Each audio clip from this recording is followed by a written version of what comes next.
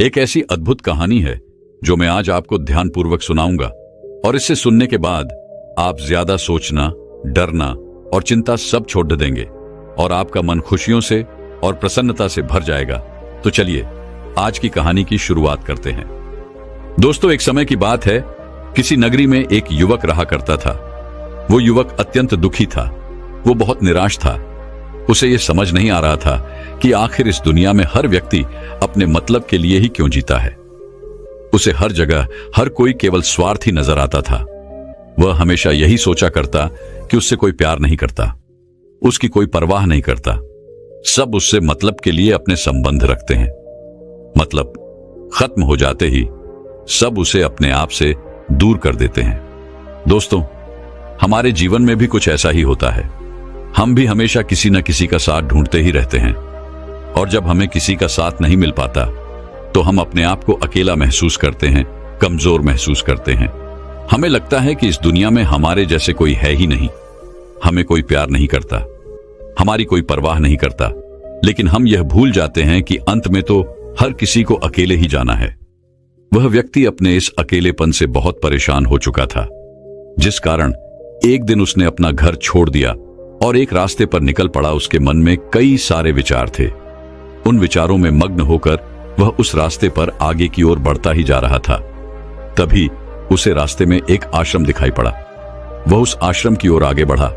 तभी उसने देखा कि एक गुरु अपने शिष्यों को ध्यान करना सिखा रहे हैं, और उन्हीं शिष्यों में से एक शिष्य ने अपने गुरु से कहा, है गुरु, आखिर यह ध्यान क्या है और इस ध्यान को करने से हमें क्या लाभ? तभी वह गुरु अपने उस शिष्य के इस सवाल का जवाब देते हुए कहते हैं, पुत्र, ध्यान ही सच है और ध्यान हमें अकेला कर देता है। हम जितने ज्यादा अकेले होते जाते हैं उतना ही हम ध्यान में उतरते चले जाते हैं, और यही अकेलापन तुम्हें सत्य के मार्ग पर ले जाता है, तुम्हें सत्य की प्राप्ति करवाता है। वह युवक आश्रम के बाहर खड़े होकर यह सब कुछ देख रहा था, सुन रहा था। जैसे ही उसने उन गुरुवर के मुख से यह सारी बातें सुनी, वह दौड़ा दौड़ा उन गुरुवर के पास आया और कहने लगा, है गुरुवर, यदि ध्यान हमें अकेला कर देता है तो इसका मतलब यह हुआ कि मैं इन सब चीजों में श्रेष्ठ हूं। आप तो ध्यान का सहारा लेकर अकेले होते हैं, लेकिन मैं तो ऐसे ही अकेला हूं। मेरा ऐसा कोई नहीं है जिसे मैं अपना कह सकूं, जो मेरी परवाह करता हो, जो मेरा ख्याल रखता हो, और मैं अपनी राह पर अकेला ही चलता चला जा रहा हूं।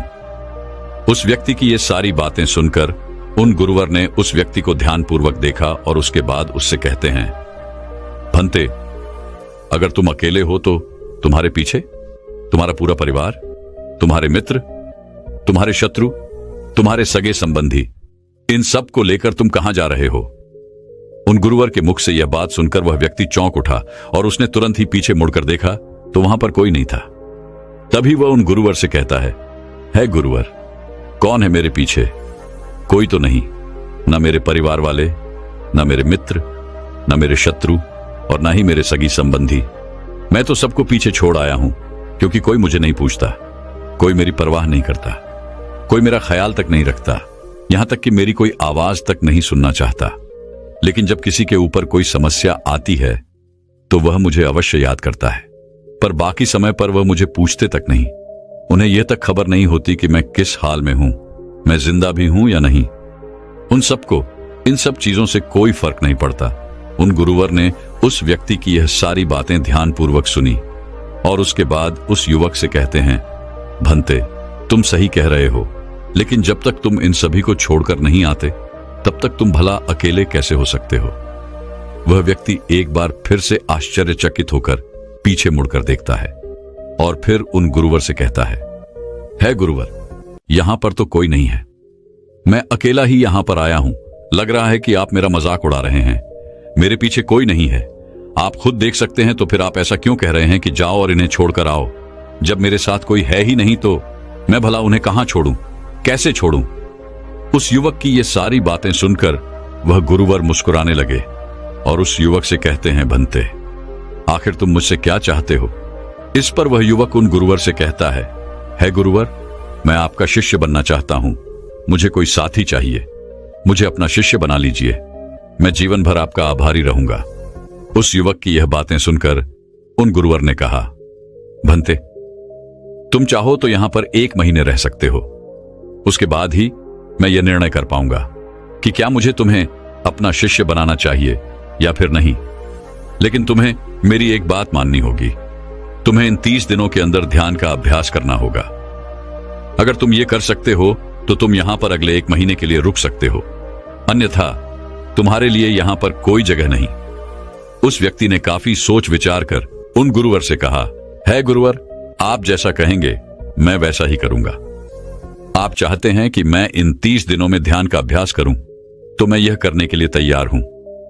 उस व्यक्ति ने उन गुरुवर की बात मान ली और आश्रम में ही रुक गया। अगले दिन सुबह सुबह वह गुरुवर उस व्यक्ति के पास आए और उस व्यक्ति से कहने लगे, भंते, तुम किससे बात कर रहे हो? तुम्हारा ध्यान कहां है? इस पर वह व्यक्ति जवाब देते हुए कहता है गुरुवर, मेरे साथ तो कोई नहीं है, मैं भला किससे बात करूंगा, मैं तो अकेला हूं। तभी वह गुरुवर उस व्यक्ति से कहते हैं, ठीक है, लेकिन अब ध्यान लगाओ, क्योंकि तुमने मुझे वचन दिया था कि इन 30 दिनों में तुम ध्यान का अभ्यास करोगे। उन गुरुवर के कहने पर वो व्यक्ति ध्यान करने बैठ जाता है। लेकिन पहले दिन उसे ध्यान करने में बहुत तकलीफें आती हैं, बहुत सारी परेशानियों का सामना करना पड़ता है। यहां तक कि वो ढंग से लगातार बैठ भी नहीं पा रहा था। उसके पैर मानो सुन्न से हो जाते और उसका पैर मानो काम करना ही बंद कर देता। ये सारी बातें वह गुरुवर देख रहे थे। तभी उन गुरुवर ने उस व्यक्ति से कहा, बनते, तुम जितना देर चाहो उतना देर बैठ सकते हो। ये ऐसा कोई जरूरी नहीं है कि तुम एकाएक लगातार बैठे ही रहो। यदि तुम्हें थोड़ी तकलीफ है तो तुम उठ सकते हो, टहल सकते हो और फिर आकर बैठ सकते हो। इतना कहकर वह गुरुवर वहां से चले गए। अगले दिन सुबह सुबह फिर वह उस व्यक्ति के पास आए और उस व्यक्ति से कहने लगे, भंते कौन है? किससे बातें कर रहे हो? कोई आया है क्या? उन गुरुवर की इस बात का जवाब देते हुए वह व्यक्ति उन गुरुवर से कहता है गुरुवर, यहां पर तो कोई नहीं है, आप खुद देख लीजिए, मैं भला किससे बातें करूंगा। तभी वह गुरुवर एक बार फिर उस व्यक्ति से कहते हैं, चलो ध्यान का अभ्यास करो। तभी वह व्यक्ति उन गुरुवर से कहता है गुरुवर, क्या केवल आंखें बंद करके बैठ जाना, इसे ही ध्यान कहते हैं? अगर इसे ही ध्यान कहते हैं तो यह तो बड़ा ही आसान है और इसे तो कोई भी कर सकता है, केवल आंखें बंद करके बैठना ही तो है। इसका जवाब देते हुए वह गुरुवर उस व्यक्ति से कहते हैं, भंते, केवल आंखें बंद करके बैठ जाना इसे ध्यान नहीं कहते। ध्यान करने के लिए तुम्हें अपने मन को एकाग्र करना होगा, अपने मन को किसी एक चीज पर लगाना होगा। वह कोई भी चीज हो सकती है, बाहर की कोई आवाज या तुम्हारे भीतर से आने वाली ये सांसें, इन सांसों के अंदर और बाहर होने की आवाज। तुम ऐसी किसी भी चीज पर ध्यान लगा सकते हो जो लगातार वर्तमान समय में घट रही है, ताकि तुम्हारा पूरा ध्यान उस चीज पर एकाग्र हो और तुम्हारा ध्यान कहीं भी भटके नहीं, जिस कारण तुम उस पर ध्यान लगा पाओगे। और एक बात और याद रखना, जब तुम उस चीज पर ध्यान लगाओगे तो तुम्हारा ध्यान हटना नहीं चाहिए। इतना कहकर वह गुरुवर वहां से चले गए। अगले दिन जब वह सुबह सुबह एक बार फिर उस व्यक्ति से मिलने आए तो उन्होंने एक बार फिर उस व्यक्ति से कहा, भंते, आज कौन आया है? किससे बातें कर रहे हो? बड़ी जोर जोर से आवाज आ रही है। तुम यहां पर खुद शांति पाने आए हो या फिर दूसरों को अशांत करने के लिए? वह व्यक्ति उन गुरुवर से कहता है गुरुवर, पर यहां पर तो कोई है ही नहीं, तो मैं भला किससे बात करूंगा? यहां तक कि अभी तक मेरे मुख से एक शब्द तक नहीं निकला है, तो फिर आपको कैसे जोर जोर की आवाजें कहां से आ रही हैं? और जब मैंने एक शब्द भी नहीं बोला तो मैं भला दूसरों के लिए अशांति का कारण कैसे बन सकता हूं? तभी वह गुरुवर उस व्यक्ति से कहते हैं, ठीक है, चलो ध्यान का अभ्यास करो। तभी वह व्यक्ति उन गुरुवर से कहता है गुरुवर, मेरा एक प्रश्न है, क्या मैं आपसे पूछ सकता हूं? तभी वह गुरुवर उस व्यक्ति से कहते हैं, पूछो, तुम्हें क्या पूछना है? तभी वह व्यक्ति उन गुरुवर से कहता है गुरुवर, आप कहते हैं किसी भी एक चीज पर ध्यान लगाओ जो वर्तमान समय में घट रही हो, उस पर अपना पूरा ध्यान लगा दो। लेकिन जब मैं अपनी सांसों पर या फिर किसी ऐसी चीज पर ध्यान लगाने का प्रयास करता हूं जो लगातार घट रही है, तो मेरा ध्यान लगातार नहीं रह जाता। मैं पल पल भटकता रहता हूं। कभी मुझे कुछ याद आने लगता है तो कभी मुझे कुछ और याद आने लगता है। वो पुरानी चीजें, वो पुरानी यादें मेरा पीछा नहीं छोड़ती। आपके कल यहां से चले जाने के बाद मैंने ध्यान करने के लिए बहुत प्रयास किया, लेकिन वह पुरानी यादें बार बार मुझे याद आ रही थी, जिस कारण मैं एक चीज पर ध्यान लगा ही नहीं सका। तो अब मुझे क्या करना चाहिए? उस व्यक्ति की यह सारी बातें सुनकर वह गुरु मुस्कुराने लगे और वहां से चले गए। उन गुरुवर की हंसने की वजह उस व्यक्ति को समझ नहीं आई। अगले दिन सुबह सुबह एक बार फिर वह गुरु उस व्यक्ति के पास पहुंचे और कहा, भंते, ये तुम क्या कर रहे हो? इतना आलस, चारों ओर आलस ही आलस फैला हुआ है। अपने पास से आलस को भगाओ, अन्यथा यह तुम पर हावी हो जाएगा और फिर तुम हमेशा इसके अधीन बनकर रहोगे। तभी वह व्यक्ति गुरुवर से कहता है गुरुवर, आप तो रोज एक ही बात कहते हैं कि यहां पर कोई है, लेकिन मुझे तो कोई नजर आता ही नहीं। आप ही बताइए, यहां पर कौन है? तभी वह गुरु वह उस व्यक्ति से कहते हैं, ठीक है, चलो अभ्यास के लिए चलते हैं। तभी वह व्यक्ति उन गुरुवर से कहता है गुरुवर, मेरा एक प्रश्न है, आपकी आज्ञा हो तो मैं आपसे पूछना चाहता हूं। है गुरुवर। उस व्यक्ति से कहते हैं, हां, पूछो, क्या प्रश्न है तुम्हारा?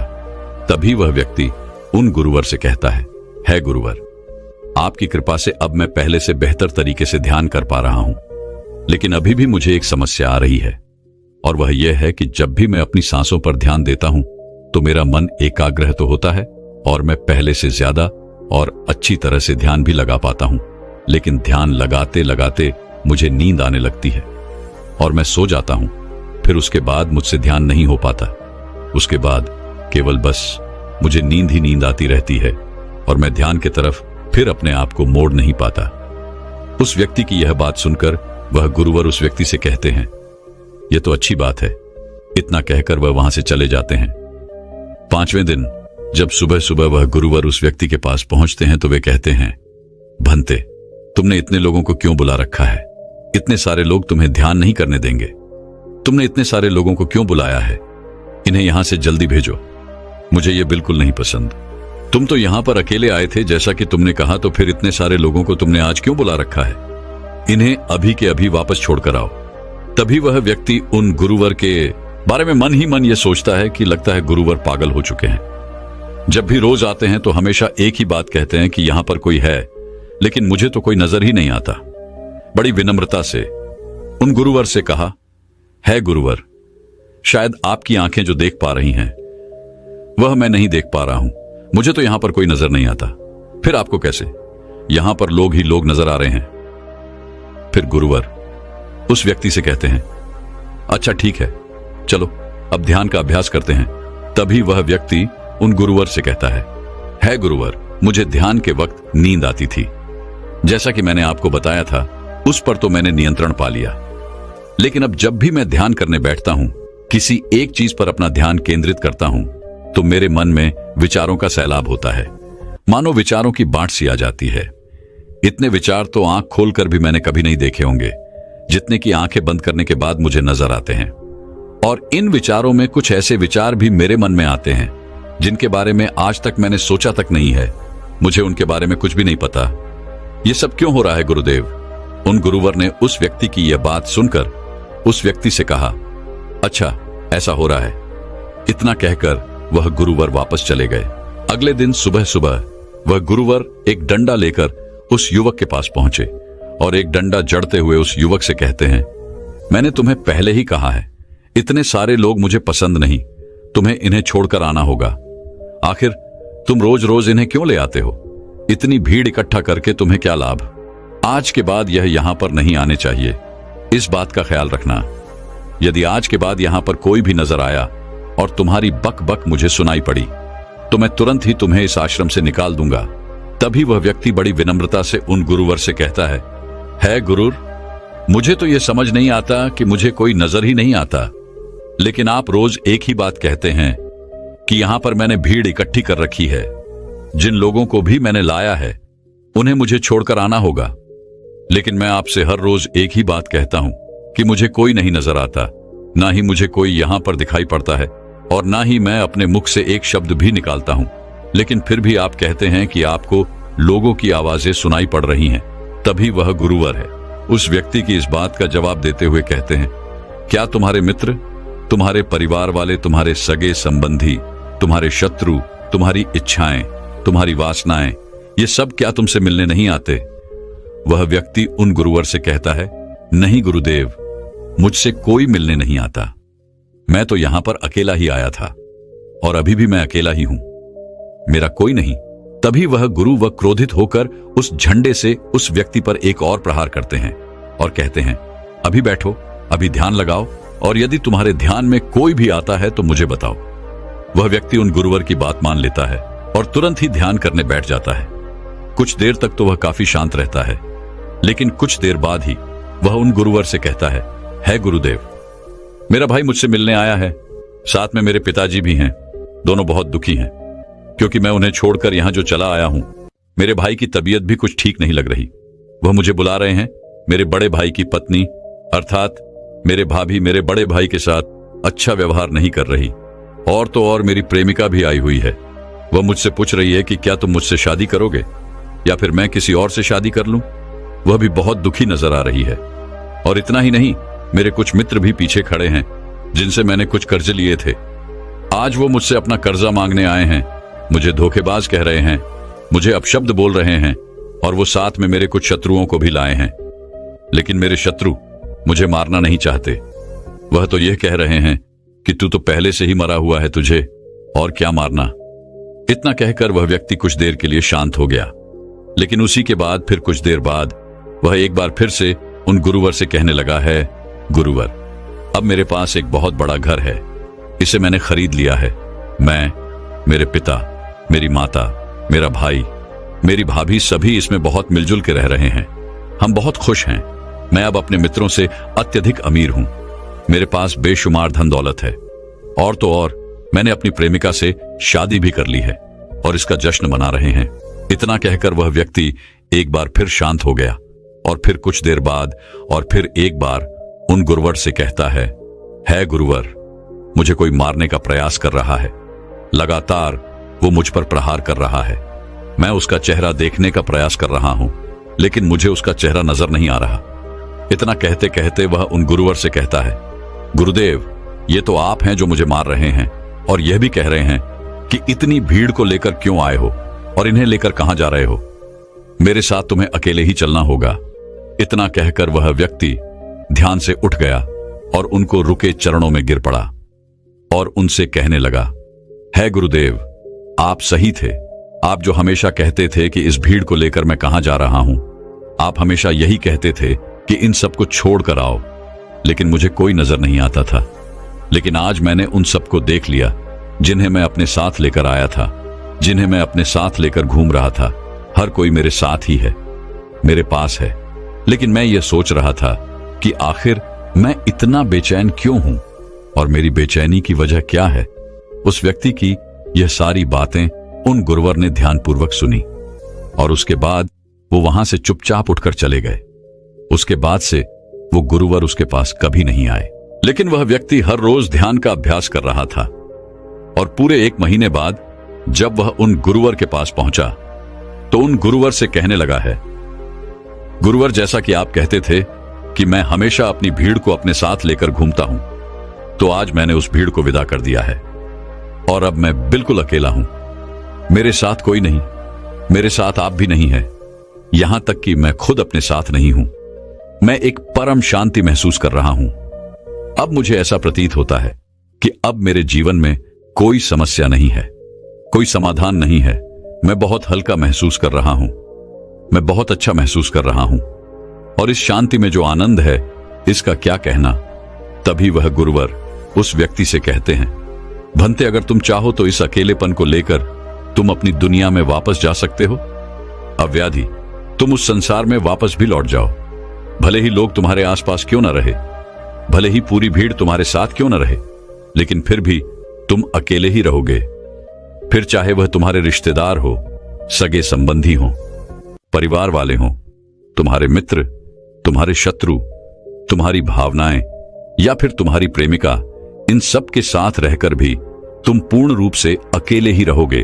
और इतना ही नहीं, तुम्हारे जीवन में जब भी कोई बुरी परिस्थितियां आएंगी तब भी तुम बिल्कुल अकेले और शांत रहोगे और तुम हर परिस्थितियों का समाधान निकालने में भी अब पूरी तरह सक्षम हो चुके हो। और यदि अब तुम चाहो तो मैं तुम्हें अपना शिष्य बना सकता हूं, क्योंकि हो सकता है तुम्हें यह लग रहा हो कि यह 30 दिन तो पूरे खत्म हो चुके, लेकिन ध्यान का मार्ग अभी शुरू हुआ है। और याद रहे कि अभी तो बहुत कुछ सीखना है, जानना है, लेकिन कुछ रखना नहीं है। यह मार्ग अभी शुरू हो रहा है और यह मार्ग अति लंबा है और इस मार्ग की शुरुआत शांति से ही होती है। तभी वह व्यक्ति उन गुरुवर को प्रणाम करता है और उनसे कहता है, हे गुरुवर, मैं अपने घर वापस लौटना चाहता हूं, अपने उस संसार में वापस जाना चाहता हूं ताकि मैं अपनी जिम्मेदारियों को निभा सकूं और साथ ही साथ इस मार्ग पर भी आगे बढ़ सकूं। यदि आपकी आज्ञा हो। इतना कहकर वह व्यक्ति शांत हो गया। तभी वह गुरु मुस्कुराने लगे और उस व्यक्ति से कहते हैं, भंते मन शांत हो तो सब हो सकता है। तुम संसार में रहकर भी अकेले रह सकते हो, लेकिन एक बात याद रखना कि हमें सीखना बहुत कुछ है, जानना बहुत कुछ है, लेकिन रखना कुछ भी नहीं। अब तुम जा सकते हो, तुम्हारा कल्याण हो। तो दर्शकों, चलिए अब ज्यादा सोचने के ऊपर अगली कहानी की शुरुआत करते हैं। संपूर्ण मानव जाति एक दौड़ में लगी हुई है, एक ऐसी दौड़ जो कभी पूरी नहीं होती, जो उसके जन्म के साथ शुरू होती है और मरने तक उसका पीछा नहीं छोड़ती। लेकिन क्या कभी आपने ध्यान दिया है कि यह दौड़ किस चीज की है? जरा ठहरकर खुद से पूछिए कि आप किसके पीछे दौड़ रहे हैं और वास्तव में क्या यह दौड़ कभी पूरी हो सकती है? जिन भौतिक सुख सुविधाओं को इकट्ठे करने में इंसान लगा रहता है, क्या वास्तव में वो भौतिक सुख सुविधाएं उसे शांति या फिर आनंद प्रदान कर सकती है? सिकंदर ने मरने से पहले अपने सभी मंत्रियों को कहा था कि जब मेरी अर्थी उठाई जाए तो मेरा शरीर ढका हुआ नहीं होना चाहिए, मेरी हथेलियां खुली होनी चाहिए, ताकि सारी दुनिया यह देख सके कि जो सिकंदर पूरी दुनिया को जीत सकता था, वो भी अपने साथ कुछ नहीं ले जा सका। उसके हाथ खाली के खाली रह गए। लेकिन जीवन की बागडोर ऐसी होती है कि उसे कभी ठहरने का वक्त ही नहीं मिलता। कभी वह सोच विचार ही नहीं करता कि जीवन का सबसे बड़ा सुख क्या है और इसके विपरीत जीवन का सबसे बड़ा दुख क्या है। सुख सुविधाएं तो बहुत लोग इकट्ठा कर लेते हैं, लेकिन सही मायने में उसका भोग कितने लोग कर पाते हैं? वही भौतिक वस्तुएं जो उसने अपने आनंद, अपनी शांति के लिए संग्रहित की थी, वही सुख सुविधाएं उसके दुख का कारण बन जाती हैं। जब पैसा नहीं कमाया था तो पैसा ना होने का दुख था, और जब पैसा कमा लिया तो वही पैसा उसके बच्चों के लिए या उसके लिए झगड़े का कारण बन जाता है। तो फिर कैसे सुख सुविधाएं, किन चीजों के पीछे आप भाग रहे हो? आज की जो कहानी मैं आप लोगों को सुनाने वाला हूं, उसमें आपको जीवन का सबसे बड़ा दुख और सबसे बड़ा सुख पता चलेगा। इससे पहले कि आप इस कहानी में खो जाएं, इस चैनल को सब्सक्राइब जरूर कर लें। तो चलिए कहानी शुरू करते हैं। अपनी गरीबी के दिन याद करके सेठ धनानंद की आंखों में आंसू आ गए। आज उसने जीवन में सब कुछ हासिल कर लिया था। सारी सुख सुविधाएं उसके पास थी। घर में नौकर चाकर थे, हजारों लोग उसके नीचे काम करते थे, जो उसकी एक आवाज पर उसके पास खड़े होते थे। लेकिन फिर भी आज सब कुछ हासिल कर लेने के बाद भी वो दुनिया में अपने आप को सबसे गरीब आदमी समझ रहा था। आखिरकार अपनी गरीबी के दिन याद करके उसकी आंखों में आंसू आ गए। उसके पास कुछ नहीं था, लेकिन तब भी वो प्रसन्न रहता था। लेकिन आज सब कुछ होने के बाद भी वो प्रसन्न नहीं था। और दुनिया में वही आदमी सबसे गरीब होता है जो सब कुछ होते हुए भी अकेला महसूस करता है। उसे एहसास होने लगा था कि धन संपदा या भौतिक सुख सुविधाएं उसके मन की पूर्ति नहीं कर सकती। लेकिन अब तो बहुत देर हो चुकी थी। उसका पूरा जीवन बीत चुका था। अब पूरे जीवन की कमाई उसे व्यर्थ लगने लगी। उसे लगने लगा कि उसने जो कुछ कमाया वो सब यूं ही था, व्यर्थ था। ये एहसास उसे जीवन में पहले कभी नहीं हुआ था। काश उसे ये एहसास पहले हो गया होता तो वह ठहर जाता, रुककर चिंतन करता कि जो चीज वह इकट्ठी कर रहा है, क्या वास्तव में वह इकट्ठी करने लायक है। अगर उसे यह बात पहले पता चल गई होती तो वो अपने जीवन में सार्थकता खोजने की कोशिश करता। वो उस रहस्य के बारे में खोज करता जो उसके मन की पूर्ति करता, जो उसका अकेलापन दूर करता, जो उसके जीवन को संपूर्ण बना देता। उसने अपने दोनों बेटों को अपने पास बुलाया और उन्हें जीवन की सीख समझाने की कोशिश करने लगा। सेठ ने अपने बेटों से कहा कि बेटा, मेरे को तो जीवन में कोई बताने वाला नहीं था, सही रास्ता दिखाने वाला कोई था ही नहीं, इसलिए मैं उस रास्ते पर चलता रहा जिसका कोई अंत नहीं था। और आखिर में पहुंचकर मुझे महसूस हुआ कि जितना रास्ता मैं तय करके आया हूं उतना ही रास्ता बाकी और है। शायद मैं गलत रास्ते पर निकल पड़ा था और अब इतना समय नहीं बचा कि मैं नए रास्ते पर फिर से नया सफर शुरू करूं। उसने अपने दोनों बेटों से कहा कि बेटा पता है दुनिया में सबसे बदनसीब आदमी कौन होता है? वो जिसके पास सब कुछ होते हुए भी कुछ नहीं होता, जो अपने आप को सब कुछ होते हुए भी अकेला महसूस करता है। भला इससे बड़ा दुख, इससे बड़ी बदनसीबी और क्या हो सकती है?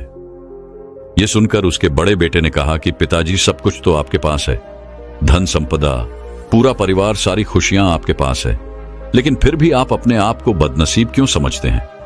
उसका बड़ा बेटा वह नहीं समझ पा रहा था जो उसके पिता उसे समझाने की कोशिश कर रहे थे। फिर भी उसने अपनी बात को समझाने की कोशिश करते हुए कहा, अभी तुम्हें लगता है कि जीवन में तुम्हारे पास सब कुछ है। मुझे भी तुम्हारे उम्र में ऐसा ही लगता था, लेकिन अब मैं बूढ़ा हो चला हूं। कुछ समय बाद मेरी मृत्यु भी नजदीक है और अब मुझे एहसास हो रहा है कि दुनिया में तो सब कुछ पीछे छूट जाता है। घर, परिवार, रुपया, पैसा, धन संपदा, सब कुछ यही रह जाता है और आखिर में मेरे साथ जाएगा क्या? क्या मैं दुनिया में सबसे अकेला इंसान नहीं हूं? क्या मैं दुनिया का सबसे बदनसीब आदमी नहीं हूं, जिसके पास सब कुछ होते हुए भी वह अपने साथ कुछ भी नहीं ले जा सकता?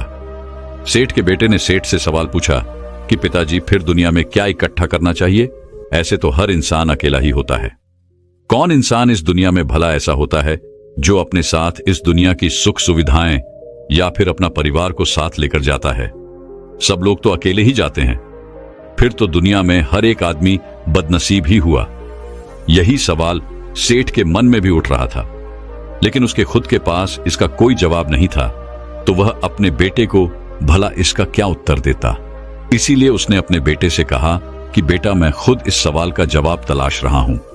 अगर एक आदमी के पास सब कुछ होते हुए भी वह अकेला है, उन भौतिक सुख सुविधाओं का वह भोग नहीं कर पा रहा है, तो वह सबसे बड़ा दुख हुआ। मैं मानता हूं दुनिया का सबसे बड़ा दुख यही है कि आपके पास सब कुछ होते हुए भी आप अकेलापन महसूस करो। लेकिन इसके विपरीत दुनिया का सबसे बड़ा सुख क्या हो सकता है? इस सवाल का जवाब तो मेरे बेटे मुझे भी नहीं पता। इसीलिए मैं यह चाहता हूं कि मेरे मरने से पहले जिस सवाल का जवाब मुझे नहीं मिला, वह जवाब तुम अपने जीवन में ढूंढो। और यकीन मानो, अगर तुमने अपने जीवन में इस सवाल का जवाब ढूंढ लिया तो तुम दुनिया के सबसे सुखी इंसान कहलाओगे। यह कहानी सुनाकर गुरु ने अपने शिष्यों से सवाल पूछा कि दुनिया में सबसे बड़ा सुख क्या होता है? सभी शिष्य ध्यानपूर्वक अपने गुरु की यह कहानी सुन रहे थे। संध्या का समय था। धीमी धीमी हवा चल रही थी, जिससे कि पेड़ की पत्तियां हिल रही थीं। आसमान में पक्षी सहचा रहे थे। सूर्य अस्त होने को आया था और सभी शिष्य अपने गुरु से इस सवाल का जवाब जानना चाहते थे। लेकिन इससे पहले ही गुरु ने अपने शिष्यों से सवाल पूछ लिया। इसका उत्तर देते हुए एक शिष्य ने कहा कि गुरुदेव, दुनिया में सबसे सुखी इंसान वही है जिसका शरीर सुखी है। अगर आपके शरीर में बीमारियां हैं तो आपके पास कितनी भी भौतिक सुख सुविधाएं हों, आपके लिए वो व्यर्थ है। और इसके विपरीत अगर आपका शरीर सुखी है, अगर आपका शरीर स्वस्थ है, तो चाहे आपके पास कुछ भी नहीं हो, लेकिन उसके बावजूद आप अपने जीवन में सुखी रहोगे। इसीलिए संसार का सबसे बड़ा धन हमारा शरीर होता है। यह सुनकर दूसरे शिष्य ने उसका विरोध करते हुए कहा कि गुरुदेव, दुनिया में बहुत से लोग ऐसे हैं जिनका शरीर एकदम स्वस्थ है, लेकिन बावजूद इसके वो अपने जीवन में सुखी नहीं है। मैं मानता हूं कि जीवन में सबसे ज्यादा सुखी वही इंसान है जिसका मन सुखी है। गुरु ने अपने इस शिष्य से सवाल किया कि अच्छा ये बताओ कि मन को सुखी किस प्रकार किया जा सकता है। इसका जवाब देते हुए उस शिष्य ने कहा कि गुरुदेव, मन कभी भी संतुष्ट नहीं होता है। अगर हम किसी प्रकार मन को संतुष्ट करना सीख लें तो फिर हम किसी भी परिस्थिति में आनंद और शांति से रह सकते हैं। लेकिन समस्या यही होती है कि मन का भला कभी होता ही नहीं है। मन को चाहे कितना भी खिला दो, लेकिन उसकी भूख कभी पूरी नहीं होती। चाहे उसको कितना ही धन दे दो, लेकिन बावजूद इसका लालच बढ़ता ही जाता है। अब गुरु ने सभी शिष्यों को समझाना शुरू किया। गुरु ने कहा कि अज्ञानतावश मनुष्य कभी यह समझ नहीं पाता कि उसका मन हमेशा से खाली था, लेकिन व्यर्थ की चिंताएं, व्यर्थ के लक्ष्य अपने जीवन में बनाकर उसने अपने मन को बांध लिया। जिस मन की प्रवृत्ति हमेशा खाली रहने की थी, उसने उस मन को कूड़े कचरे से भर लिया। इसीलिए वह मन जो बचपन में हमेशा खाली रहता था, हर चीज में, हर खेल में आनंद ढूंढ लेता था, अकेले में भी आनंद पूर्वक, शांति पूर्वक रहता था, अब वही मन सब कुछ मिल जाने के बाद भी हमेशा दुखी रहता है। लेकिन अगर इंसान सिर्फ वर्तमान में रहना सीख ले, सिर्फ इतना सा होश प्रकट कर ले कि उसे हमेशा वर्तमान में रहना है, ना तो भविष्य की कल्पनाओं में, ना अतीत की यादों में, सिर्फ वर्तमान में, सिर्फ इस एक सूत्र से वो अपने पूरे जीवन को बदल सकता है। वर्तमान में रहकर सभी सूक्ष्म सुविधाओं का भोग करना, पूर्ण होश के साथ, पूर्ण आनंद के साथ हर एक चीज का भोग करना, सिर्फ यही जीवन को सुखी बना सकता है। हम हर चीज को, हर काम को, हर रिश्ते को आधे अधूरे मन से निभाते हैं। जैसे कि खाना खाते समय हमारा दिमाग कहीं रहता है, हमारा शरीर कहीं रहता है, और इसीलिए जब शरीर और मन में दूरी पैदा होती है तो उससे तनाव पैदा होता है। अगर आपका शरीर और आपका मन और मस्तिष्क सभी एक जगह पर संगठित होना सीख लें, तो फिर आप अपने जीवन में उस शांति, उस आनंद का एहसास कर पाएंगे जो बड़े बड़े योगी पहाड़ों में तपस्या करके प्राप्त करते हैं। लेकिन इसके लिए जीवन में ज्ञान के प्रकाश का उदय होना बहुत आवश्यक है, क्योंकि अज्ञानता में आप अपने मन को कभी नहीं समझ पाएंगे। मन को समझना इस दुनिया का सबसे कठिन कार्य होता है। अगर आप अपने मन को जबरदस्ती वर्तमान में खींच कर लाने की कोशिश करेंगे तो आप बहुत जल्दी परेशान हो जाएंगे। ये कार्य बड़े धीरे धीरे, बड़ी निष्ठा और प्रेम के साथ किया जाता है, बड़े संयम के साथ किया जाता है। अगर आप इसको जबरदस्ती करने की कोशिश करेंगे तो आप तनाव में आ जाएंगे, आप बहुत जल्दी हार मान लेंगे। इसलिए कदम कदम पर आगे बढ़ा जाए तब मंजिल सामने ही है। और यह कहकर गुरु ने सभी शिष्यों से कहा कि अब हम ध्यान करेंगे। ध्यान करने से मनुष्य का मन, उसका मस्तिष्क वर्तमान में स्थापित होना सीख जाता है। धीरे धीरे प्रतिदिन ध्यान का अभ्यास करने से वह उस आनंद और शांति का अनुभव कर पाता है जो सांसारिक वस्तुओं में कहीं नहीं मिलता, जो किसी भौतिक सुख सुविधा में नहीं मिलता। और इसके बाद सभी शिष्य अपने गुरु के साथ ध्यान में लीन हो गए। दोस्तों, मैं उम्मीद करता हूं कि यह कहानी सुनने से आपके जीवन में अच्छे बदलाव आए होंगे।